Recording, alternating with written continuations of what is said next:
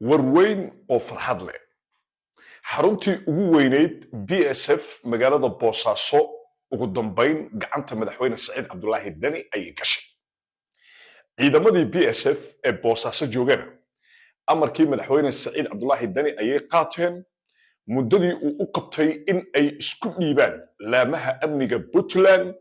ayay fuliyeen taladu kuma seegino saxbaad ka bartayo sadaashad bixisayo walwana sawdkaadna tiiri si weyn buu loo anfacay taladu kuma seegino saxbaad ka bartayo sadaashad bixisayo walwana sawdkaadna tiiri si weyn buu loo anfacay xeradu maanta waa safe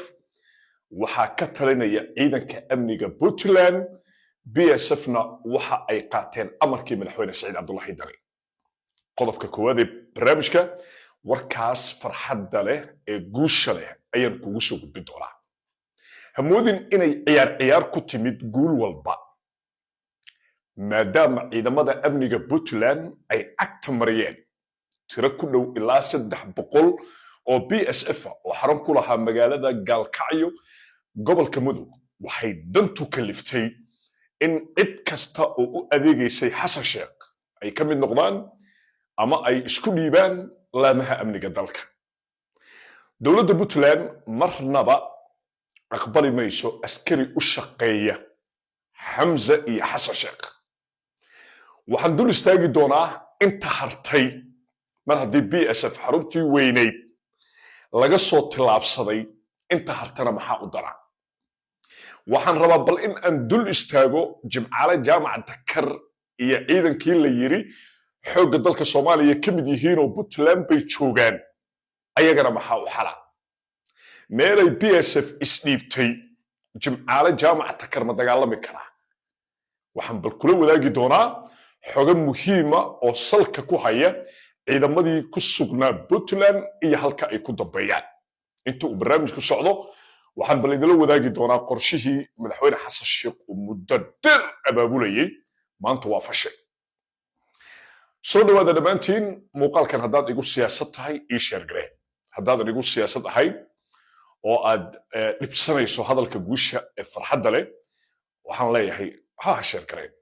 marka soo dhawaada sii sheer gareeya muuqaalka barnaamijkan waxaad ka daawanaysaa Facebookga page-ka Balwan Show sidoo kale waxaad ka daawanaysaa barahayga bulshada dhanka YouTube-ka janalada aad mar walba kala socoto barnaamijyada aan baahiyo aad baan idin salaamayaa warkan waa war farxad leh barnaamijkan waa barnaamij xasaasi ah muuqaalka share gareeya dhamaantiin hadduu alla idmo fiidowgana like saara warweyn xeradii ugu weyneyd BSF Boosaaso Saciid Dani ayaa la wareegay alashaan ciidanka amniga Puntland ayaa gacanta ku haya xilligan aan kula hadlayo ciyaar kuma imaan marka xeradii ugu weyneed BSF in ay ciidankii joogay iyo hubkiiba laamaha amniga ay ku wareejiyaan oo ay nabadda qaataan waad la socotaan shalay BSF tiro ku dhow 300 ayaa la soo gabagabeeyay waqti yar oo kooban mucjiso siyaasadeed mucjiso dagaal bay ahayd dagaalkii shalay ka dhacay bariga Gaalkacyo maxaa yeelay in ku dhow 300 oo hal mar la kala tuuray awooddaas awood ciyaar oo fadhi lagu sugi kara ma aha dagaalkii shalay wuxuu sababay in ay baqdin BSF ay soo wajahaan madaxweyne Dani ayaa shalay hadlay 2 maalmood oo u qabtay awoodda Puntland 2 maalmood wax yar iyadoo ay khudbadii Saciid Cabdullaahi Dani ay ka soo wareegtay durbadiiba xeradii ugu weyneed ee Boosaaso qayladaan ka timid war hada loo yimaado war hubka la wareego war anagu reer Puntland baan nahay war anagu ciidanka Puntland aan nahay amarka Saciid Dani wuxuu ahaa askari qor haysta oo Puntland jooga waa inuu ka mid yahay ciidamada Puntland wax la yiraahdo dawlad dhexe oo sharci oo dalka ka jirtana male ciidan si hoose loo diyaarinayana marnaba dawlad shaqo ku malaha bal hadalka xaq ah sidoo u dhadhan wanaagsan yahay arag madaxweyne Xasan Sheekh iyo dawladdiisa inay ciidan gudaha Puntland ku samaystaan dood kama taagna لكن عيدا قرصودي وشرعي درو وقلط هدي مدحوين حسن الشيخ iyo dawladdiisu ay si dhabad u dhisayaan ciidan qaran oo Puntland jooga maxaa loo qarinayaa maxaa loola wadaagi waayay maamulka ka jira halkaas hadday daacadnimo iyo dawladnimo ay jirto waa maxay hubka qarsoodiga ah ee Puntland loo tahriibinayo marwan dhaqankaas dhaqan dawladeed maaha Puntland xaq ay u leedahay arrintu hadday ka gudubto dawladnimadii loo dhamaa waxay u gudbaysaa gacan sharci ah oo Puntland meel u taal la soco hooyada federaalka Soomaaliya waa dulqaad badan tahay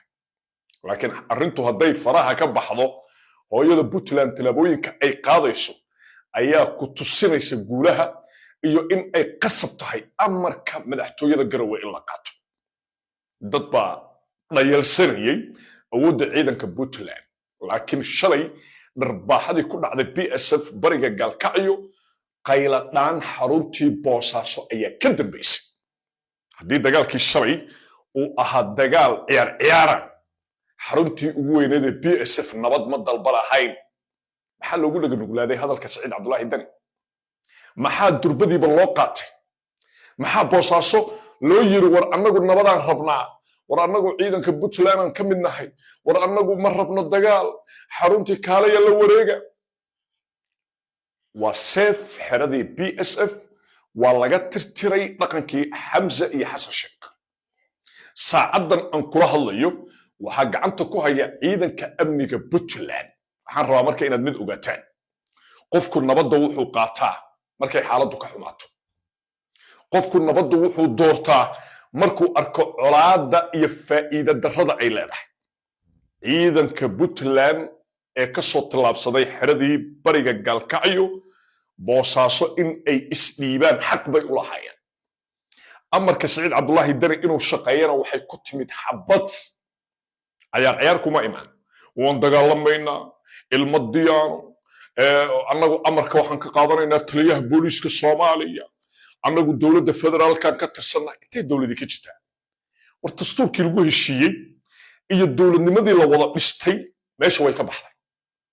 dastuurka lagu heshiiyey hadduu meesha ka baxo madaxweyne Xasan Sheekh wuxuu noqonayaa madaxweynihii hore ee Soomaaliya hadduusan sharci ku joogin madaxtooyada Villa Soomaaliya amarkiisu ma soo dhaafay haydaabka Villa Soomaaliya cid qaadanaysa amarkaasna ma jirto annagu marka waxaan rabnaa inaan ummadda reer Puntland ugu bishaarayno aniga qof la gambada fikirkiisa ma ahi qof qabyaaladeeya ma ahi waxaan guushan u arkaa guul u soo hooyatay badqabka federalismka ee Soomaaliya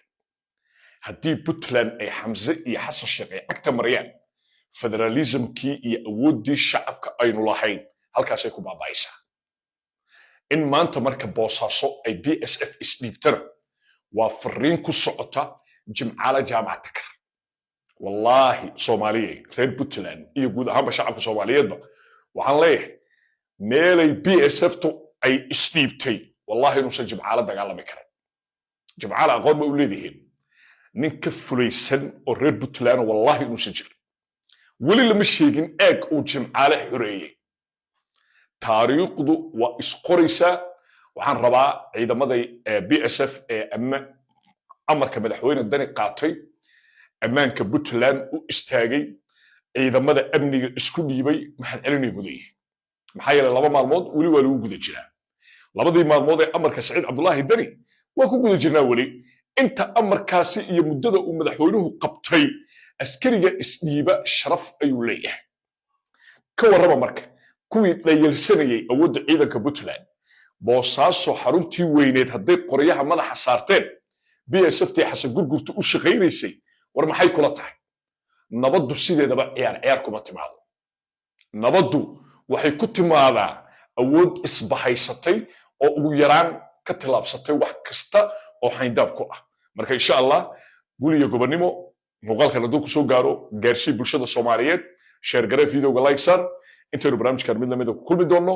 waa Cabdullaahi Balwaan oo idin leh niyad jabkii Xasan Sheekh iyo Xamza guushii Puntland farxaddii ummadda Soomaaliya nabadgelyo